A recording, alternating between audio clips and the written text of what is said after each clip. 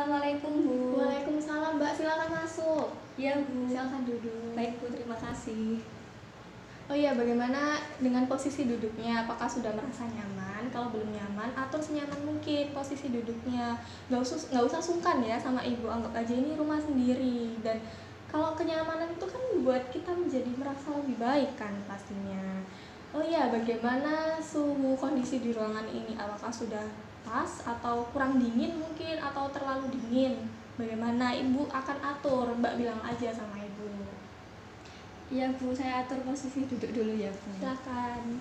Gini nggak apa ya Bu ya? Oh, nggak apa-apa, kan ini yang membuat Mbak nyaman. Iya Bu, saya gini ya Bu. Dan menurut saya nih kondisi suhu di ruangan ini pun juga sudah pas lah Bu buat saya, nggak yang terlalu dingin, nggak yang terlalu panas juga. Jadi sedengan lah Bu, dan saya juga sudah nyaman lah berada di sini. Soalnya kondisinya juga kondusif juga ruangan ini Bu. Syukurlah kalau begitu. Sudah pas ya berarti suhunya. Iya, Dan sudah merasa nyaman ya di sini. Iya Bu. Alhamdulillah kalau begitu. Oh ya, ngomong-ngomong ibu ini bicara dengan Mbak siapa ya? Nama saya Dewanti Bu. Mbak Dewanti. Oh ya, Iya. kenalkan nama ibu Bu Dewinta. Panggil aja Bu Dewi. Oh iya Bu Dewi. Oh iya, bagaimana kabarnya hari ini Mbak? Alhamdulillah Bu, kabar baik. Kabar baik ya? Iya. Alhamdulillah. Oh iya, ngomong kesibukan Mbak Dewanti ini apa nih? Saya tuh kesibukannya kuliah online Bu. Ya, selain kuliah online kan sebagai mahasiswa kan pastinya juga banyak tugas-tugas yang diberikan oleh dosen ya Bu. Jadi ya sibuk kerjain tugas, sibuk kuliah online juga, dan selain itu saya juga tidak melupakan kewajiban saya sebagai seorang anak ya Bu ya. Kan mumpung ini kan kuliahnya cuman stay at home juga, jadinya ya saya juga ikut bantu-bantu bersih orang tua, bantu-bantu Bersih rumah ya? bersih rumah ya maksudnya Bu, bersih rumah. Soalnya kan di rumah terus, masa ya saya nggak bantuin orang tua Bu. Kan sebagai anak kan bisa mungkin juga ikut membantu orang tua gitu, membersihkan rumah seperti itu. Ya benar sekali Mbak, jadi harus memposisikan dan harus menyeimbangkan antara kewajiban sebagai seorang anak dengan kewajiban sebagai mahasiswa. Iya. Seperti itu ya. Dan ya ibu udah kasih acungan jempol nih buat Mbak karena sudah bisa membalancekan antara mereka ini kewajiban Mbak Dewanti gitu ya. Iya Bu. Oh iya, ngomong-ngomong nih, kalau Mbak Dewanti kan pasti nggak hanya di rumah aja kan. Iya. Pastinya kadang kan ya kalau misalnya ada hal yang urgent gitu pasti keluar kan. Nah, bosan ibu ini Mbak Dewanti jangan menyepelekan protokol kesehatan. Harus selalu memakai masker, ya cuci tangan 3M ya pastinya. Iya, Nah, ini kan kita berada di ruangan jadi nggak masalah apa kita nggak memakai masker. Iya. Karena sudah disterilkan kok di sini, Iya. sudah dikasih disinfektan, jadi udah aman lah Iya gitu ya. Bu. Soalnya tadi saya juga sebelum bertemu ibu kan saya juga pastinya nih keluar kemana-mana kan ya saya selalu memakai masker, kalau nggak face shield. Terus saya juga nggak lupa kok Bu, saya selalu bawa hand sanitizer sama cuci tangan juga ya. Itu buat bekal lah Bu, istilahnya kan kemana-mana kan kita juga harus safety juga ya, biar nggak tertular corona juga ya Bu ya. Jadinya saya tuh orang yang paling safety lah bisa dibilang Bu. Soalnya kemana-mana itu selalu taat gitu loh, dan saya pun orangnya selalu di rumah Bu. Kalau nggak ada hal yang urgent tuh saya nggak akan keluar rumah. Jadinya saya itu menghabiskan banyak waktu tuh di rumah aja. Kalau ada hal urgent seperti ini ketemu ibu, saya ingin sharing-sharing sama ibu, jadi saya memberanikan diri untuk keluar rumah, dan yang pastinya tidak lupa mematuhi protokol kesehatan seperti itu Ya benar begitu. Jadi harus ada kesadaran dari Iya. diri kita sendiri ya, karena kan ini juga nggak main-main gitu. Kita harus selalu menjaga kesehatan kita di tengah kondisi pandemi seperti ini. Iya Bu. Oh iya Mbak Dewanti, di sini mau ada yang ingin diceritakan ya sama ibu.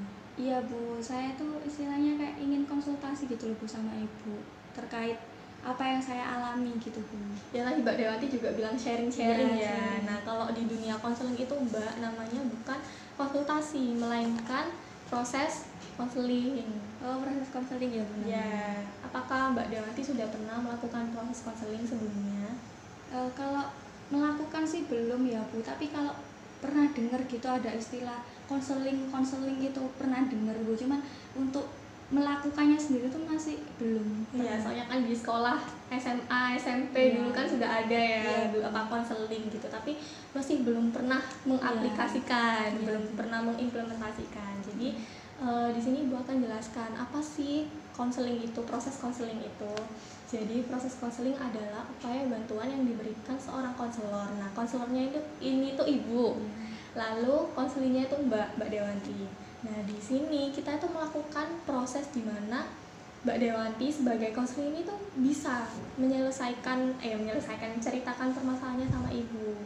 Nah, nanti Ibu itu yang akan mengarahkan Mbak Dewanti untuk menemukan solusi apa sih yang kira-kira tepat bagi permasalahannya Mbak Dewanti. Nah, tugas Mbak Dewanti sendiri tuh selain menceritakan, tapi apa? Mengungkapkan pendapat, mengutarakan kira-kira solusi apa sih yang tepat untuk permasalahan saya gitu. Jadi di sini Ibu tekankan bukan Ibu yang kayak kasih ini loh kamu harus gini-gini, enggak, itu bukan Ibu ya. Jadi Mbak Dewanti sendiri yang ada tekad untuk menemukan solusi yang tepat untuk permasalahannya. Jadi di sini Ibu tekankan bukan Ibu yang kayak mendoktrin Mbak Dewanti, bukan. Jadi itu Mbak Dewanti sendiri seperti itu. Bagaimana? Iya Bu, Sudah paham. Jadi dalam proses konseling itu Mbak ada durasi dan ada semacam pertemuan gitu ya. Nah, durasi itu sekitar 30 sampai 45 menit. Nah, Ibu tawarkan pada Mbak maunya 30 atau 45 menit nih. 30 menit aja deh Bu, soalnya nggak yang terlalu lama juga lah Bu, sedengan lah Bu, nggak yang terlalu lama, nggak yang terlalu pendek waktunya. Jadi sedengan ya, sedengan itu apa sih? Seimbang Seimbang, ya, ya. ya gitulah, seimbang. 30 menit ya, jadi lalu ini Mbak, pertemuannya itu biasanya ada beberapa pertemuan kalau proses konseling itu. Nah, kalau memang dirasa pertemuan pertama ini belum menemukan solusi yang tepat, belum menemukan apa istilahnya cara untuk menghilangkan atau menyelesaikan permasalahannya ini belum tepat, nah itu bisa diadakan pertemuan lagi. Nanti bisalah calling Ibu gitu, Bu saya ingin ketemu, ingin ingin melanjutkan proses konseling, itu boleh. Ingin sharing-sharing lagi sama Ibu, itu boleh. Itu tergantung kita aja nanti komunikasinya bagaimana. Iya Bu, iya Bu, paham Bu. Nah, lalu ada asas Mbak, asas konseling. Di antaranya itu ada kesukarelaan, kerahasiaan, sama keterbukaan. Nah, di sini tuh yang paling utama adalah asas kerahasiaan, di mana asas ini tuh dijaga penuh dan dipegang teguh bagi seorang konselor kepada konselingnya. Jadi Mbak nggak usah khawatir dan nggak usah kayak ragu untuk nanti masalah aku ini bisa bocor ke orang lain, itu nggak akan. Karena ya ini kita itu sudah benar-benar istilahnya kayak menjaga penuh, kayak di keep banget gitu loh, karena nggak sembarangan orang tahu gitu masalah Mbak gitu. Jadi hanya Ibu dan Mbak aja yang tahu seperti itu. Jadi ada proses konseling selanjutnya yaitu asas konseling selanjutnya yaitu keterbukaan, di mana Mbak Dewanti di sini kan terbuka ya untuk mengikuti proses konseling tanpa ada unsur istilahnya kayak terbuka banget tanpa ada unsur keterbukaan. Di sini tuh maksudnya Mbak Dewanti terbuka atas permasalahannya, kayak istilahnya itu menceritakan dengan detail, menceritakan permasalahannya itu tanpa ada yang ditutup-tutupi. Karena kalau misalnya ada yang ditutup-tutupi, ya nggak akan bisa berhasil, prosesnya tidak akan selesai. Karena Mbak Dewanti sendiri nggak mau kan kalau istilahnya kayak nggak mau ngomong, ya Ibu bagaimana kalau misalnya Mbak Dewanti nggak mau ngomong gitu. Lalu ada kesukarelaan. Di sini asas kesukarelaan itu adalah asas dimana Mbak Dewanti di sini tuh nggak terpaksa kan ikut proses konseling. Ini kan atas dasar kesukarelaan Mbak Dewanti kan pastinya di sini. Bagaimana? Iya Bu, saya datang ke sini tuh murni pure dari hati saya, ingin istilahnya ingin menyelesaikan lah problema yang ada di dalam diri saya gitu. Jadi saya tuh tidak ada keterpaksaan dari siapapun, dan saya tuh niat kesini tuh ingin konseling dengan Ibu itu ingin konseling dengan Ibu biar apa ya, setidaknya masalah saya itu lambat laun itu segera teratasi seperti itu. Dan tadi kan juga ibu bilang, nah yang mencari solusi itu kan saya, ibu itu kayak sebagai apa itu namanya, fasilitator gitu ya, kayak mengarahkan biar saya itu nanti kedepannya seperti apa gitu. Jadi yang mencari solusinya sendiri kan saya, seperti itu ya Bu, saya sudah paham. Sudah ya, Iya, jadi Bu. Ibu lanjutkan. Jadi di antara ketiga asas ini tuh emang sangat dijaga penuh dari mulai konselornya sendiri tuh sama-sama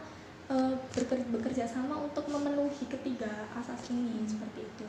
Oh iya, kita lanjutkan ke proses selanjutnya aja ya kalau gitu. Sekarang Mbak Dayanti boleh menceritakan apa sih permasalahan yang mengganggu akhir-akhir ini. Jadi gini Bu, kan saya tuh kenapa gitu loh Bu, saya tuh selalu punya pikiran bahwa saya tuh nggak bisa gitu loh Bu, kalau misalnya ada apa-apa gitu saya tuh kayak ditunjuk gitu oleh dosen ya Bu, misalnya disuruh presentasi gitu, saya tuh selalu kayak bilang nggak bisa gitu loh Bu. Saya tuh mesti punya pikiran bahwa saya tuh bakal jelek gitu nanti kalau presentasi seperti itu. Terus kalau saya di apa itu namanya ditunjuk apa-apa itu saya tuh kayak merasa aduh aku nggak mampu. Pokoknya di dalam pikiran tuh saya tuh sudah menanamkan bahwa saya tuh nggak mampu, nanti gimana kalau saya mengecewakan hasilnya, seperti itu Bu.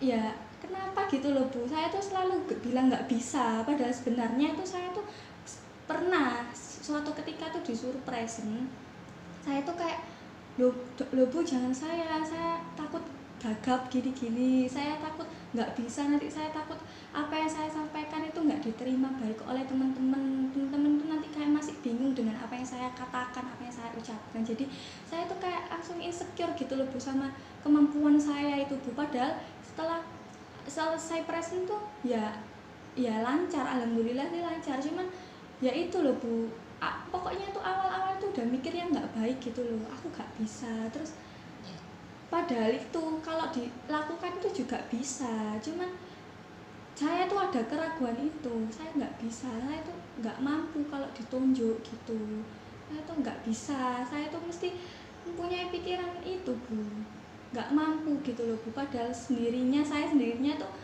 misalnya bisa melakukannya, cuma saya tuh udah yang dari awal enggak, aku nggak bisa, saya takut kecewa. Soalnya pernah Bu, saya tuh punya pengalaman yang ya bisa dibilang itu pengalaman buruk lah Bu buat saya.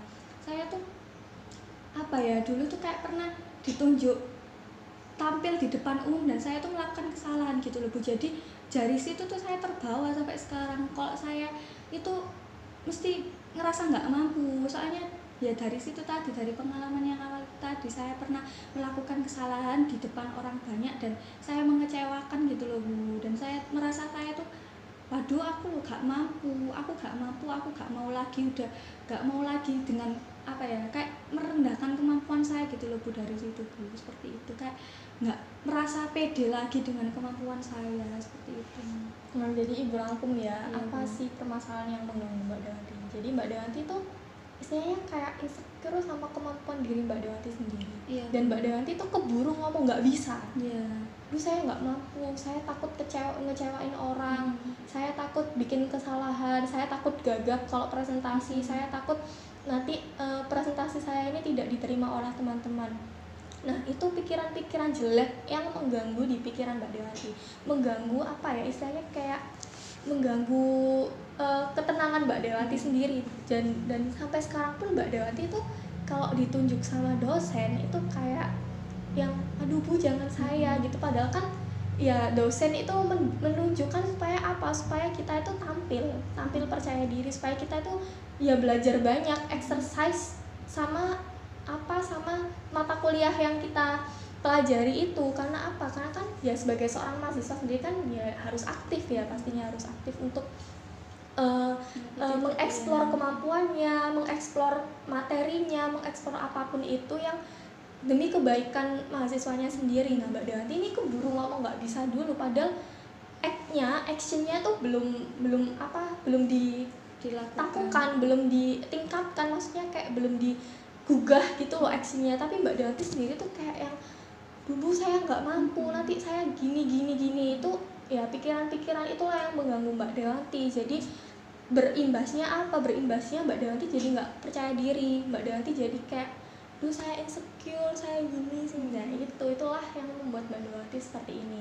Nah sekarang ibu tanya nih, pikiran Mbak Dewanti itu kan istilahnya kayak sudah buruk aja gitu kan, tapi Mbak Dewanti di sini tuh dengan pikiran buruknya tadi itu membawa action Mbak Dewanti yang jadi males juga, jadi nggak mau juga, jadi kayak istilahnya, duh saya pasti nggak mampu, orang saya aja mikirnya udah kayak gini, apalagi saya lakukan ya bakal hancur, bakal ya ngecewain gitu. Nah nggak selamanya Mbak seperti itu, nggak selamanya pikiran-pikiran yang mengganggu itu seharusnya Mbak ya bukan gitu ya, maksudnya dalam diri kita tuh perlu ada dorongan yang kuat untuk mengubah mindsetnya Mbak Dewanti itu tadi. Dan kira-kira nih kalau misalnya Mbak Dewanti terus-terusan seperti ini, terus-terusan kayak aduh saya nggak mampu, nah akan jadi apa ke depannya gitu.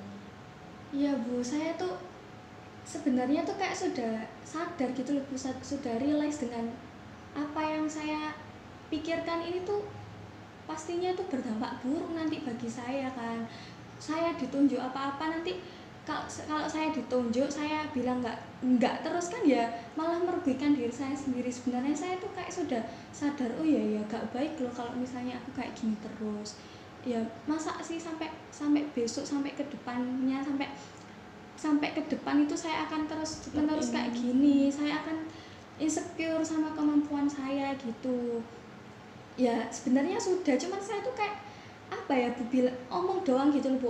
Oke, aku mau berubah, aku nggak boleh kayak gini lagi, nggak boleh punya pikirannya negatif terus tentang apa itu namanya kemampuan yang saya miliki. Cuman nggak bisa gitu loh Bu, bilang ayo berubah itu actionnya kurang gitu loh Bu. Masih kayak kalau saya tuh mau melakukan tapi nanti saya tuh langsung kepikiran lagi loh, tapi aku nanti takut nanti kedepannya aku bakalan melakukan kesalahan lagi. Wong dulu aja loh, berkaca dari pengalaman sebelumnya, aku aja dulu pernah melakukan kesalahan di depan umum. Nah itu jadi dari situ tuh kebawa gitu loh Bu, dari pengalaman yang buruk itu tadi tuh sampai sekarang tuh kayak kebawa kalau mau apa-apa gitu itu sudah nggak enak sendiri gitu di dalam hati sama pikiran tuh Kak. Pasti nggak bisa kayak melakukan apa-apa itu pasti aku nggak bisa. Ditunjuk present aja langsung insecure sendiri, langsung bilang aku nggak bisa, aku takut nanti teman-teman itu nggak memahami apa yang aku sampaikan, apa yang aku jelaskan gitu Bu. Jadi kayak udah sadar, cuman itu gimana ya Bu caranya itu loh Bu, saya tuh bingung, cuma ngomong doang saya bisa berubah tapi actionnya tuh loh nggak ada. Masih actionnya nggak ada, dan saya tuh mesti langsung keinget hal buruk yang sudah saya lakukan dulu tuh Bu. Ya justru kan sekarang kan realitanya sekarang nih Mbak Dewanti kan sudah ke masa ini gitu loh, ke waktu ini, ke sekarang, ke saat ini gitu loh Mbak, di saat ini. Dan udah maksudnya masa lalu itu dijadikan sebuah pelajaran.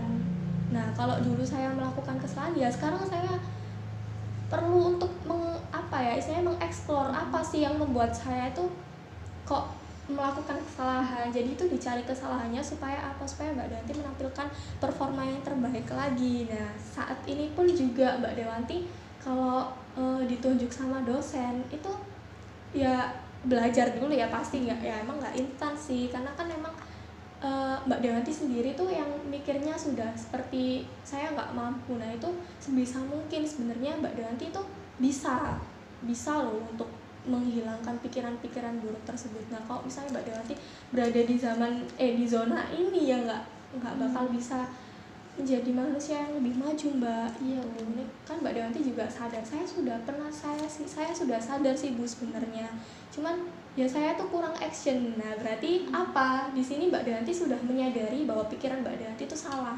tapi nggak ada actionnya sama sekali, ya nggak akan berhasil Mbak, ya percuma aja, ya sia-sia aja kok Mbak Dewanti diem aja, diem termenung. Kalau disuruh ditunjuk udah nggak mau Bu, nggak mau kayak menolaknya, ya akan jadi apa nanti Mbak Dewanti gitu. Iya Bu, saya tuh selalu kayak ya itu tadi loh Bu, pikiran negatif saya itu tadi loh Bu, yang merasa bahwa saya tuh nggak mampu, saya tuh nanti pasti bakal melakukan kesalahan. Pokoknya pikiran saya tuh kalau saya ditunjuk pasti saya tuh akan merasa saya tuh akan gagal.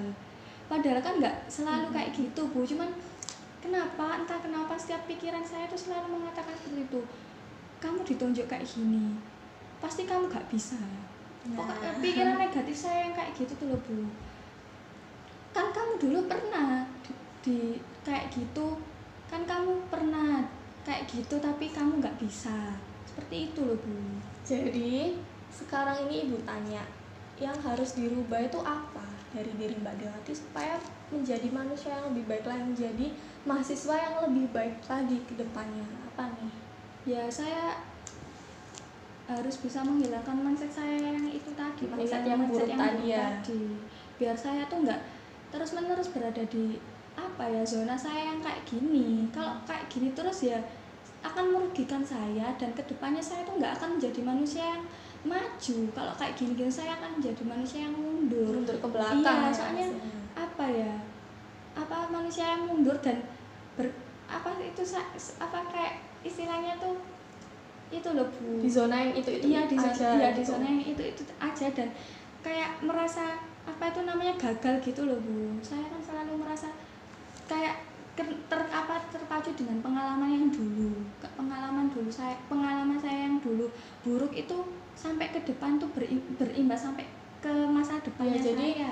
Sekarang Ibu tanya ya, yang dulu itu udah dulu aja Mbak. Jadi emang sih masa lalu itu juga istilahnya kayak kayak memang susah ya untuk dilupain kadang-kadang.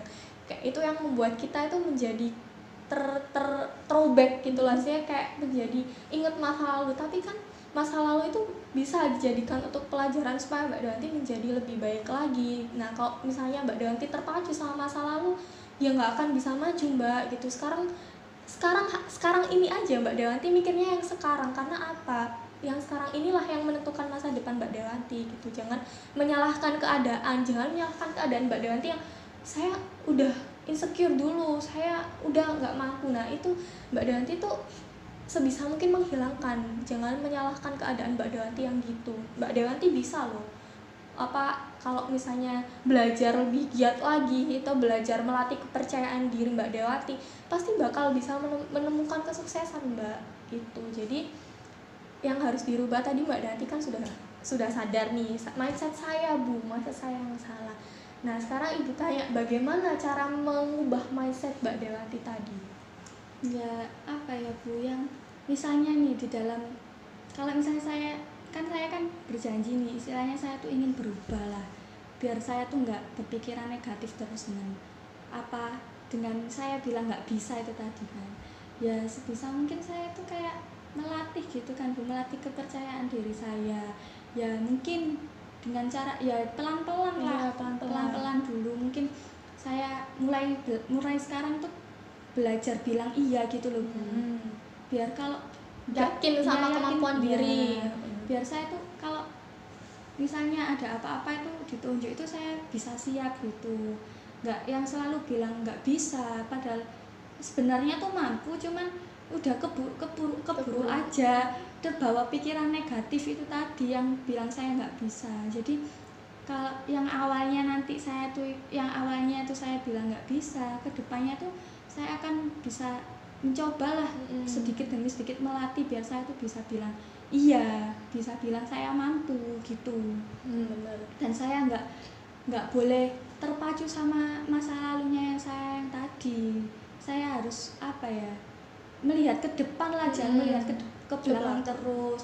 Ya emang masa lalu seperti yang Ibu katakan tadi, masa lalu itu pengalaman yang berharga kan. Cuman ya itu tadi kan masa lalu saya tadi tuh pengalaman ini kan pengalaman buruk gitu loh, yang sampai sekarang itu kayak masih membekas gitu. Kadang lupa susah untuk susah dilupakan gitu. Dan itu kayak kenapa ya Bu, masalah saya itu kayak nggak tahu kenapa itu kayak selalu menghantui gitu loh Bu, menghantui pikiran saya yang ya itu tadi akibatnya berimbasnya saya tuh jadi nggak mampu bilang iya, saya tuh langsung insecure gitu, langsung bilang nggak bisa kayak gitu loh Bu.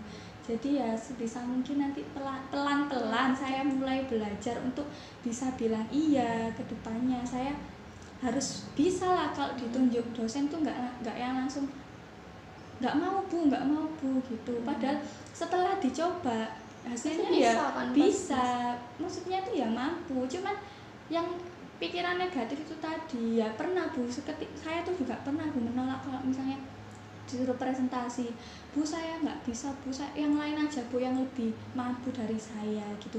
Tapi kan namanya dosen kadang kan ada yang loh ya kan saya nunjuk kamu ya, sekarang kan saya ya mana mungkin lah bu disuruh dosen saya menolak gitu ya. Emang ada fasenya saya pernah menolak kayak gitu, tapi kalau misalnya dosennya itu benar-benar ini menunjuk saya, masa saya ya apa itu namanya menolak gitu loh bu, nanti kan ya kan berimbas sama nilai saya juga kan saya ditunjuk orang, saya ditunjuk ya siap nggak siap harus siap gitu kan ya bu. Nah itu saya kayak langsung memberanikan diri gitu loh bu, yang ditunjuk langsung terus saya langsung iya bu saya bisa. Tapi itu tuh sebenarnya di dalam hati dan pikiran tuh kayak aduh nanti lah aku campur salah, aduk gitu iya, ya. nanti lah aku salah gimana, nanti temen-temen gak bisa apa itu namanya, temen-temen gak bisa menerima apa yang saya ucapkan gimana gitu. Tapi ya saya tuh bondo bismillah gitu loh bu, akhirnya ya bisa sih. Cuman ya itu tadi kayak aduh kayak yakin, jadi alhasilnya tuh waktu presentasi tuh kayak mohon maaf ya temen-temen maksudnya gini-gini, kayak masih takut gitu loh, takut gimana temen-temen bisa paham gak dengan apa yang saya sampaikan. Saya juga merasa kurang gini jadi kayak saya tuh banyak alasannya gitu loh bu. Setelah itu bu saya apa itu ya emang akhirnya nanti saya present, cuman ya itu tadi saya tuh keburu mikir yang enggak gitu loh bu, nanti saya pasti nggak bisa, padahal setelah dilalui itu bisa seperti itu. Ya jadi ada pergulatan antara pikiran dengan actionnya Mbak Dewanti. Padahal kalau dilakukan itu loh saya bisa, tapi pikiran saya aja yang terlalu terlalu negatif, terlalu istilahnya kayak membuat Mbak Dewanti itu insecure gitu. Padahal ya kalau dilakukan itu lo bisa gitu loh. Mbak Dewanti itu selain bilang iya tadi, kayak mengatakan iya tadi itu, Mbak Dewanti apalagi nih caranya untuk menumbuhkan kepercayaan diri Mbak Dewanti? Ya saya belajar bu, belajar dari pengalaman yang buruk saya tadi, yang saya apa itu namanya gagal gitu kan. Ya saya sebisa mungkin saya harus bisa nggak gagal lagi, dan saya untuk melatih kepercayaan diri mungkin saya ini kan kalau ngomong kadang belibet gitu. Berarti yang dilatih apanya? Ya saya public speakingnya saya tuh kayak saya tuh berusaha biar bagaimana bisa ngomong lancar tuh kayak gimana ya, mungkin ya bu nanti dengan cara saya yang tadi nggak percaya diri tuh mulai belajar gitu. Kalau di dalam kamar gitu ngomong sendiri bisa, terus Mbak, di depan kaca kan ya bu ya bisa, terus mulai belajar lah dari situ nanti ya, melatihkan isinya biar saya nggak belibet lagi juga ngomongnya. Saya tuh yang saya takutkan kalau kayak gitu tuh saya tuh takut nggak bisa diterima gitu loh takut omongan saya, takut ntar iya, persepsinya teman-teman malah itu lain gitu dengan apa yang saya ucapkan. Saya tuh kalau ngomong tuh kayak ngomong sama ibu tadi aja suka gimana ya bu ya itu bu emang saya itu kurang kayak gitu. Makanya itu saya tuh ya besok kedepannya tuh bisa gitu loh, harus bisa kayak melatih public speakingnya saya biar saya nggak belibet lagi kalau ngomong seperti. Jadi sekarang Mbak Dewanti kan sudah sadar nih, berarti yang salah itu mindset saya bu, dan saya tuh kayak sadar tapi saya tuh kayak nggak ada actionnya. Nah itu berarti Mbak Dewanti tuh kayak dihadapkan sama pergulatan antara pikiran dengan apa yang Mbak Dewanti lakukan. Nah Mbak Dewanti aja mikirnya udah jelek, jadi ya nggak akan melakukan. Nah sekarang kan Mbak Dewanti sudah sadar nih, masa saya salah bu gini, berarti actionnya Mbak Dewanti harus bisa lebih baik dari sebelumnya, seperti itu ya. Iya bu, saya akan kedepannya ini setelah saya konseling dengan ibu ini akan saya latih lah bu mulai sekarang, yang ayo kan kamu tadi udah janji ingin berubah kan, kamu nggak boleh punya mindset yang negatif lagi. Ayo sekarang dilatih gimana caranya biar kamu tuh nggak mundur ke belakang tapi kamu maju ke depan. Yaitu apa action yang saya lakukan, yaitu saya akan melatih biar saya tuh nggak insecure lagi dengan kemampuan saya, dengan cara tadi saya melakukan public speaking dengan bercermin lah Bu. Apa kayak misalnya melatih ngomong sendiri ngomong tadi. sendiri biar kepercayaan diri saya itu meningkat dan saya nggak akan insecure lagi dan nggak akan menolak kalau ditunjuk ditunjuk. dan nggak akan menolak kalau ditunjuk. Dan yang pikiran negatif yang apa itu namanya mengitari saya itu tadi yang bilang saya nggak bisa itu sebisa mungkin akan saya hilangkan jauh-jauh dengan saya mengasih apa ya pikiran-pikiran positif. Ayo gak boleh kayak gitu lah Bu. Istilahnya Kak, misalnya nanti muncul dengan hal-hal positif misalnya nanti muncul apa itu namanya pikiran negatif saya, ayo gak boleh, ayo bangkit kayak gitu. Mungkin ayo Dewa bisa, ayo Dewanti bisa, pasti Dewanti bisa, Dewanti nggak boleh bilang enggak gitu. Jadi mungkin melatih kayak gitu dulu ya bisa Bu. Jadi pelan-pelan, jadi kan ya sesuatu itu kalau misalnya kita ada niat dan usaha ya bakal berhasil kan. Nah kalau Mbak Dewantinya sendiri sudah mampu, saya mampu kok Bu, insya Allah kedepannya bakal lebih baik, Mbak Dewanti menjadi mahasiswa yang lebih baik juga gitu. Nah sekarang planningnya Mbak Dewanti kan itu ya tadi, planningnya saya nggak mau Bu, saya nggak mau bilang enggak, saya mau bilang iya. Nah itu pelan-pelan bisa kok dirubah, bisa Mbak Dewanti, Ibu yakin 1000% Mbak Dewanti bakal menjadi orang yang lebih baik lagi pastinya. Nah tapi harus apa? Harus berkomitmen, harus percaya akan kemampuan Mbak Dewanti dan percaya Mbak Dewanti bakal bisa kok melakukannya seperti itu. Jadi insya Allah dengan hal-hal positif tadi itu yang membuat Mbak Dewanti itu menjadi manusia lebih baik lagi seperti itu. Nah sekarang Ibu rasa udah 30 menit nih kita ngobrol-ngobrol nggak sih? Nggak ya? 30 menit nggak ya? Sepertinya iya Bu. Iya Bu, sebelum Ibu tadi bilang ini akan mengakhiri proses konseling ini, saya sangat berterima kasih Bu sama Ibu.